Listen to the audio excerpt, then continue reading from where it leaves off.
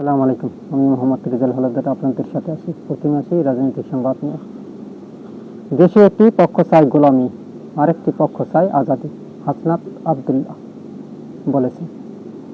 দেশ এখন দুই ভাগে বিভক্ত বলে মন্তব্য করেছেন জাতীয় নাগরিক পার্টির এনসিপি দক্ষিণাঞ্চলের মুখ্য সংগঠক ও কুমিল্লা-৪ দেবিদ্বার আসনের জামায়াত এনসিপি জোটের প্রার্থী হাসনাত আবদুল্লাহ।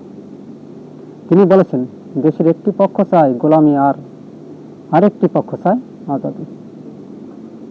বুধবার বিকেলে কুমিল্লার দেবিদ্বার উপজেলার ফতেহাবাদ সরকারি প্রাথমিক বিদ্যালয় মাঠে আয়োজিত আগ্রাসন বিরোধী পদযাত্রা কর্মসূচিতে তিনি কথা বলেন।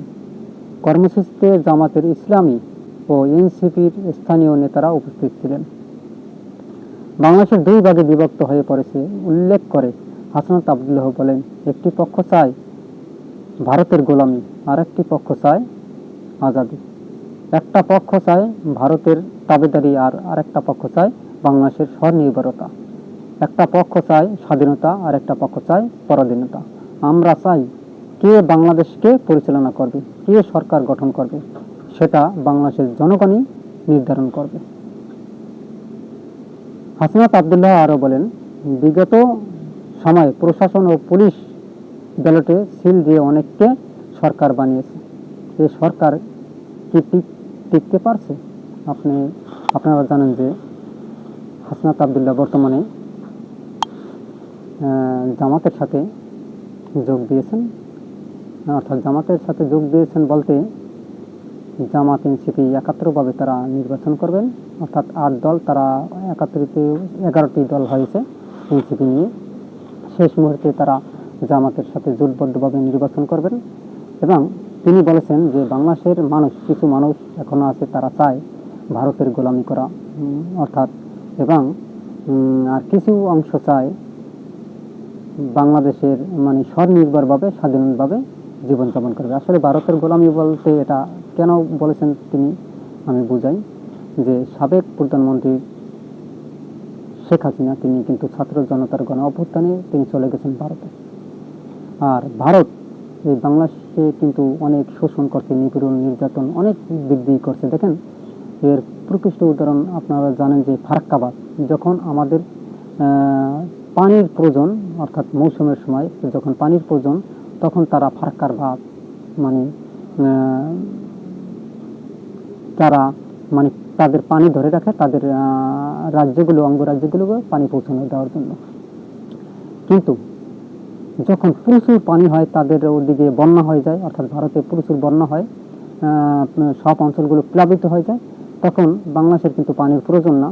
তখন বাংলাদেশের পানি থাকে, বৃষ্টির পানি হয়। আপনারা জানেন যে বর্ষাকালে 6 মাস যেহেতু বর্ষা থাকে, তখন ভারত কী করে, ওই অবশিষ্ট পানিগুলো ছেড়ে দেয় এবং বাংলাদেশে বারবার এই কিন্তু কৃত্রিম বন্যার একটা পরিস্থিতি হয়ে যায়। আপনারা দেখছেন বিগত দিনে এই নিয়ে কিন্তু আপনারা জানেন যে আব্রাহাম তিনি কিন্তু একটা পোস্ট করেছেন যে আমরা প্রত্যেকবারই ভারতের সমস্ত দাবি দেওয়া মেনে নিই, কিন্তু ভারত এই যে ফারাক্কার বাঁধ নিয়ে যে তালবাহানারা করতেছে, আসলে কেন? তাহলে তারা যে চুক্তি অনুযায়ী কেন তারা পানি দিবে না এবং পানি বন্টন করবে না? তাহলে তাদের সাথে আমরা কেন হাতে হাত মিলিয়ে তাদের সাথে আমরা কাজ করব? অতএব তাহলে তো তাদের কথা আমরা শুনবো না।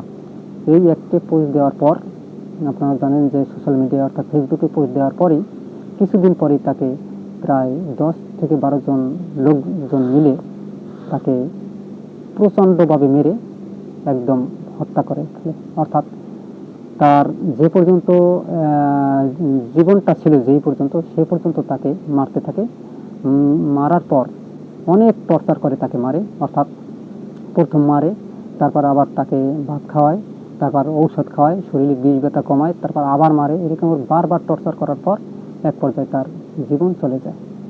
দেখেন, এই ভারতের যে আধিপত্য বাংলাদেশে আরও একটা প্রকৃষ্ট উদাহরণ হয়েছে। আপনারা জানেন যে ওসমান হাদি, তিনি কিন্তু বারবার এই ভারতকে নিয়ে কথা বলেছে, উচ্চস্বরে কথা বলেছে। কিন্তু ভারতকে নিয়ে কথা বলার পর ওসমান হাদিকে কিন্তু দুর্বৃত্তরা গুলি করে তার মাথায় গুলি করে তাকে মেরে ফেলে। যদিও তিনি উন্নত চিকিৎসার জন্য সিঙ্গাপুরে গেছেন, কিন্তু কোনো কাজ হয়নি। যাই হোক, তারপর তিনি মারা যান। কিন্তু ওসমান হাদির মৃত্যুর পর বাংলাদেশে একটা বিশাল রাজনৈতিক পট পরিবর্তন হয়ে আসে। এরপরই আসে তারেক জিয়া কিন্তু বাংলাদেশে এসে পড়ে, অর্থাৎ রাজনৈতিক ক্ষেত্রে একটা উলটপালটের একটা শুরু হয়ে যায়। দেখেন, ওসমান হাদির অপরাধ, তিনি ভারত বিরোধী কথা বলতেন এবং তিনি সবসময় বাংলাদেশের পক্ষে কথা বলতেন। তিনি বলতেন যে কেন আমরা ভারতের গোলামি করব, আর ভারত এদেশে কেন নাক গলাবে, তার প্রশ্ন। এবং জনসাধারণ তার কথাগুলো খুব ভালোভাবে নিয়েছেন, পরিকল্পনা করেছেন।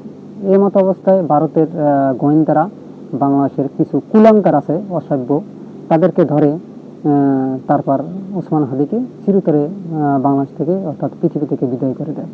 দেখেন, এই হলো ভারতের আধিপত্য। এখন যদি আপনারা মনে করেন যে আপনারা গোলামি করবেন, অর্থাৎ গোলামের বাচ্চা গোলাম হবেন, গোলামের বাচ্চা গোলাম বলতে আমি এটাই বুঝেছি, ভারতের আর কি বাচ্চা হয়ে থাকেন, ভারতের বাচ্চা মানে ভারতের জারের সন্তান হয়ে থাকেন, অবশ্যই ভারতের পক্ষ করবেন, এটা স্বাভাবিক।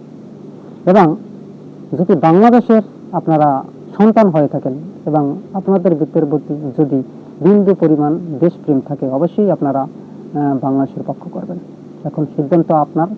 অবশ্যই সুপ্রিয় দর্শক, আপনারা আমার এই প্রশ্নের মতামত এবং আপনার গুরুত্বপূর্ণ কমেন্টে অবশ্যই লিখবেন। আসলে আপনি বাংলাদেশের দেশপ্রেমিক হবেন না ভারতের গোলামের বাচ্চা গোলাম হবেন, প্রশ্ন আপনাদের কাছে।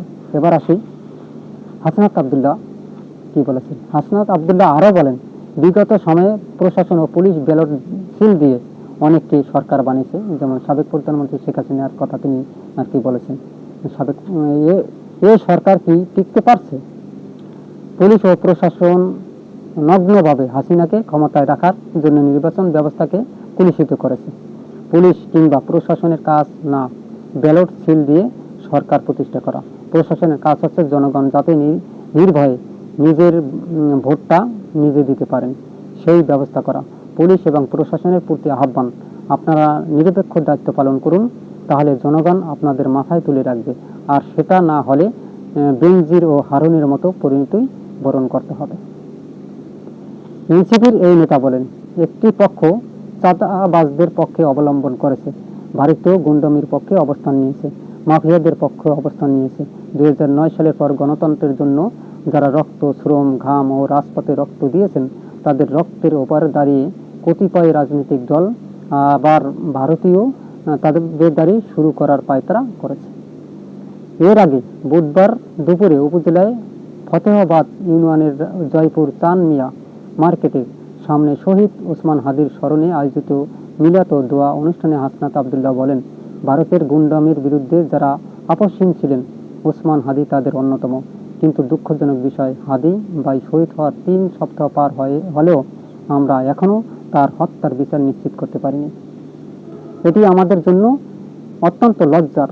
আমরা হাদি হত্যার বিচার চাই। ফেসিবাদ আমলে আমরা দেখেছি, চোখের ইশারায়ও যদি বিএনপি জামাত কোনো কর্মসূচি ঘোষণা করত, সেখানে সঙ্গে সঙ্গে গোয়েন্দা সংস্থা উপস্থিত হতো।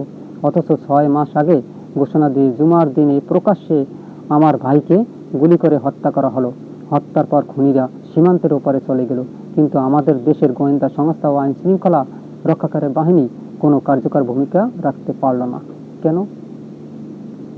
সংসদ নির্বাচনের ঋণ খেলাপিদের প্রার্থী হওয়ার সুযোগ দেওয়া হয়েছে উল্লেখ করে হাসনাত আবদুল্লাহ বলেন, দেশের রাজনৈতিক দলগুলোর কাছে আমার নতুন দিক প্রত্যাশা করেছিলাম, কিন্তু দেখা যাচ্ছে ঋণ খেলাপিদের মনোনয়ন দেওয়া হচ্ছে যারা ব্যাংকের টাকা ফেরত না দেয় না এবং লুট করে খায়, জনগণের আমানতের টাকা ফেরত দেয় না। তারা সংসদে গিয়ে জনগণকে কি বার্তা দিতে চান সেটা আমাদের বোধগম্য নয়। এমনকি কিছু কিছু নেতারা বলেন যে আমাকে নমিনেশন দেন, তারপর ক্ষমতা গিয়ে অবশ্যই আমি টাকা পরিশোধ করে দেব। তাহলে তারা কিভাবে ক্ষমতা গিয়ে টাকা পরিশোধ করবে? প্রশ্ন আপনাদের কাছে।